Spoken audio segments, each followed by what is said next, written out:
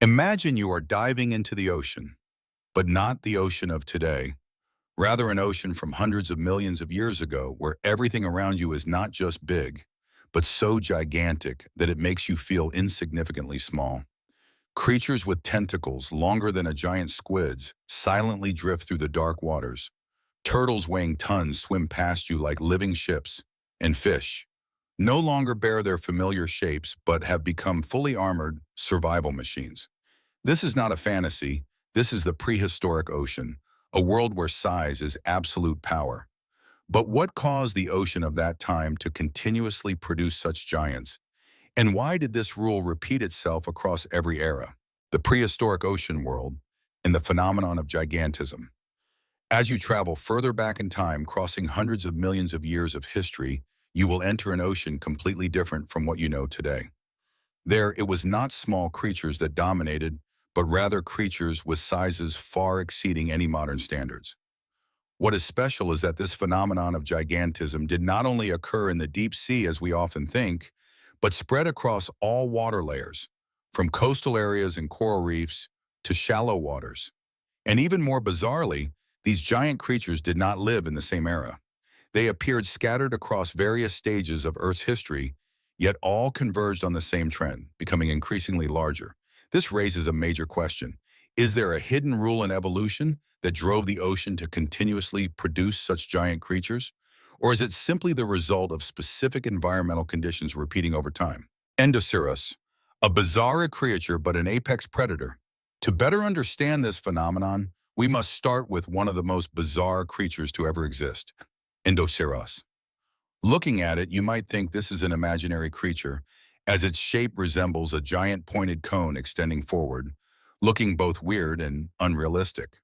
But Endoceras was completely real, and it was not a squid as many mistakenly believe, but an ancient cephalopod with tentacles located beneath its body.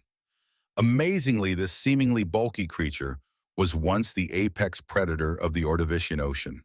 Its size was the deciding factor in everything. Many estimates suggest that Endoceras could grow up to about 20 feet long, and some hypotheses even propose that similar species could reach over 23 feet. Unlike modern squids, most of Endoceras's length came from its massive hard shell, which made it not only long but also gave it a massive body mass. In a world where everything was slow and lacked agility, size alone was enough to make it an almost unthreatened creature. Comparing Endoceras and the giant squid. When comparing Endoceras to today's giant squid, the differences become clearer than ever. Although the giant squid can reach a greater length if tentacles are included, its main body is only about 15 feet long, and most of the remaining length consists of soft tentacles. In contrast, Endoceras had a hard and heavy body structure, providing a massive defensive advantage. If you imagine a confrontation between these two creatures, you might think Endoceras would easily win thanks to its nearly impenetrable hard shell. However, reality is much more complex. When the battle reaches the soft parts of the body, both species have comparable attacking capabilities with their beaks. And while Endoceras had a massive appearance, it lacked agility, whereas the giant squid is one of the smartest and most agile invertebrates. This makes the likelihood of Endoceras winning no longer a certainty. But the more important question is, why did such a creature evolve to be so bulky and gigantic? Why large size dominated? The answer lies in the environment where Endoceras lived. In the Ordovician Ocean, agile predators like sharks or marine reptiles were virtually non-existent. There were no high-speed predators, no intense chases. Everything happened slowly and simply. In such a world, speed was no longer the deciding factor. Instead, size became the greatest advantage. As long as you were big enough, you were practically immune to attacks. Endoceras's giant shell not only helped it float in the water, but also protected its soft body parts from smaller creatures. But the biggest threat came from its own kind. When you stand at the top of the food chain, the only remaining enemies are individuals of the same species. And this created an evolutionary arms race, where each individual had to grow increasingly larger to survive and dominate. The evolutionary arms race. When a species begins to compete with itself, the rule of evolution becomes very clear. Larger individuals will have the advantage. This leads to an endless loop, where each generation tends to grow larger than the previous one. In a resource-rich environment like the prehistoric ocean, there were no clear limits to stop this growth. Abundant food and high competitive pressure all combined to drive gigantism. But the very traits that made Endoceras successful were also the cause of its downfall. When new, faster, and more agile species appeared, its bulkiness became a fatal weakness. A large but slow body was no longer suitable in a changing world. Giant sea scorpions, Eurypterids. After Endoceras disappeared, the ocean was by no means empty. Another group of creatures quickly seized the dominant position. Eurypterids, also known as giant sea scorpions.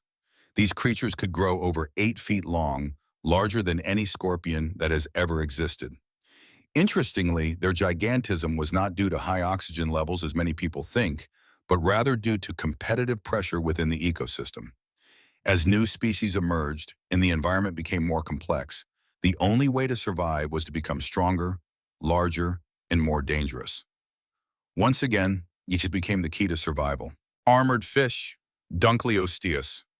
Moving into the Devonian period, the ocean entered a new phase where fish began to develop thick protective armor. In this context, Dunkleosteus emerged as an ultimate predator. With a length of 20 to 30 feet and jaws that could crush anything, it became one of the most terrifying creatures to ever exist. But what is noteworthy is that fossils show they also cannibalized each other. This proves that the evolutionary arms race did not only occur between different species, but also within the same species.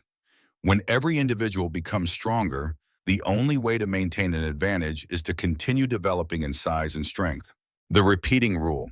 If you look back at this entire process, a clear pattern emerges. The ocean continuously produced giant creatures, from Endoceras to Eurypterids and Dunkleosteus. Every time, the rule was the same. A species that reached a large size first would dominate, then compete with its own kind, and continue to grow even larger. This shows that any species could become a ruler as long as it was the first to step onto the path of gigantism. The Cretaceous period and marine reptiles. Hundreds of millions of years later, the ocean changed once again.